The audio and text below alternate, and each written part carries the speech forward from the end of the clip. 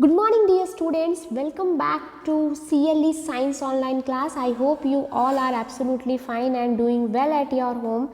Dear students, in last class we are learning about the concept of thermometer. Okay dear students, so here in today's class we are going to learn about the heat. Okay, so dear students, when we are talking about the heat, in the first class itself we have introduced the heat concept. Heat is nothing but the form of energy which is flowing from one body of matter to another spontaneously due to their temperature differences. Okay dear students, if suppose the temperature of one body is having the 150 degree Celsius, okay, let's discuss this thing. Okay, so the body of temperature of one body is around 100 degree Celsius and another body temperature is around 50 degree Celsius, then it is possible to heat transfer from one body to the another body. Why? Because they have a temperature differences. Is it? They have a temperature differences. One is very high and one is very low. Okay. So what is the characteristics of heat? That is, heat is always transferred from body of higher temperature to body of lower temperature. Always keep in your mind the characteristics of heat, that heat is always transferred from hot body to the cold body, or you can say higher temperature to the lower temperature of the body, and it always flows spontaneously. Okay, it always flows slow spontaneously. Okay dear students, what is the units of heat? That is the calories. Okay, that is the calories, or you can say joule. Okay, you can say as a joule. So what is the main unit of heat? That is the calories, or you can say joule. Okay, always express the heat in terms of calories and the joule. So this is the some information about the heat. Dear students, so it needs some mechanism. Here totally three types are there, that is the convection, conduction and radiation. We are going to learn, this is the mechanism of heat transfer. So dear students, the heat energy is always flow from one region to the another region. Which type of region it is? Higher temperature to the lower temperature of. So dear students, when it will going to be fluid?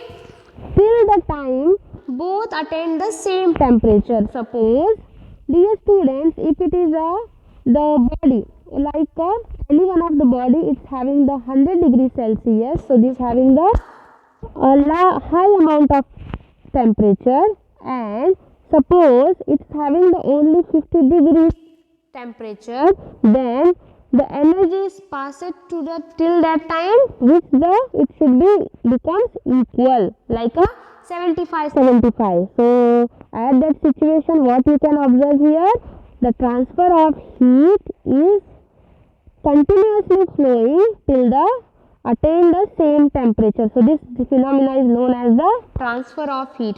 So dear students, you can observe a simple thing, that if you are feeling cold, so at that time your temperature is around 25 to 30 degrees Celsius, you are feeling cold, and when you are going to suddenly take the fire to, and means just you want to check that and you have to take a temperature from the fire, so you are taking the hands towards the fire and you are taking the temperature. When you are feeling okay, yeah, I am happy now I don't want more temperature, so what you can observe here, this is the transfer of heat from fire to a you. Okay, or you can say this example itself is a man. So you can observe here the transfer of temperature from fire to this man. So this is nothing but the transfer of heat. So what are the main three ways are there? The three main ways which transfer of heat occurs, that is the conduction, convection and the radiation. So these are the three ways to transfer of heat. So dear students, the question can be asked, what are the transfer of heat takes place through conduction, convection and the radiation. Let us discuss one by one this conduction. Okay. So dear students, what do you mean by conduction here? Conduction is the transfer of heat. Okay. What do you mean by conduction? It is the mechanism, you can say. It is the first step, or you can say this is the transfer of heat from a hotter part to the colder part of an object due to the collision of its particles without actual movements of the particle from their position. So dear students, you can observe here how this man is going to be burn this metal solid. Okay, this is the metal solid. Before it was a cold, or you can say at normal temperature, but after having the fire of this candle, okay, what happens, the energy is transferring from candle to the next part, that is the human being. So heat is transferred by the thermal conduction. Thermal conduction means you are applying the temperature here, it is the thermal conduction. Okay. So how you are going to define it? The conduction is the spontaneously process, or you can say it is the transfer of heat from hotter part to the colder part. It is the colder part and it is the hotter part. So when the transfer of heat takes place from hotter part to the colder part of an object due to the collision of its particles. Okay. So this is the example of conduction. Now let's discuss this by the cooking process. Okay. So it is the conducting cooking process. So you can take the example of cooking by conduction. Okay. Let's discuss this method of heat transfer. So dear students, you know about this thing that conduction is nothing but the heat travels through something solid.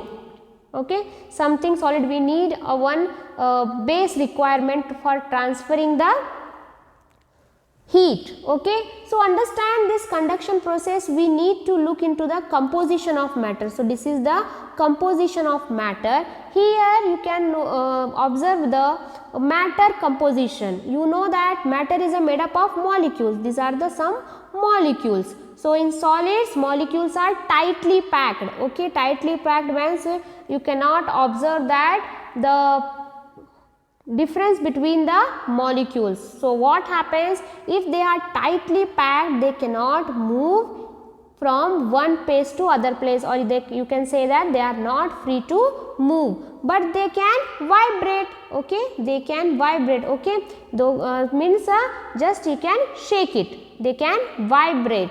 So in this thing, what you can observe here, the conduction involves transfer of heat energy between the adjacent molecules of the solid. So as a solid is heated, it increases the vibration. So dear students, have you observed the things when you are going for cooking purpose? Okay, so if you are applying some solid, any kind of the solid like a rice, or you can say another substances which you are going to have for the meal, so what you can observe here, the solid molecules which is a very tightly packed with each other, they are going to be not in a melting point, but they are going to be vibrated at one place itself.